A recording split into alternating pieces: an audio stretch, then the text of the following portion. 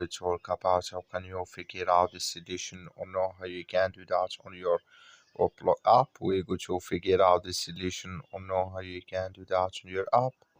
So you just follow these ways, then it's going to work with you. So all you have to do, so you just go down here, you click on this sign down here.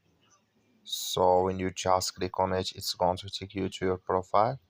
It's going to show for you like this, and all you have to do now, so you just go here, you go above this sign, click on it, then it's going to take you to this list. Click here on Camouflage here, just click on it, then it's going to take you to this list, and there can you change your Waplog here icon. You click here on here, so then it's going to show for you a list like this. Add your credit or debit card, then it's going to add with you.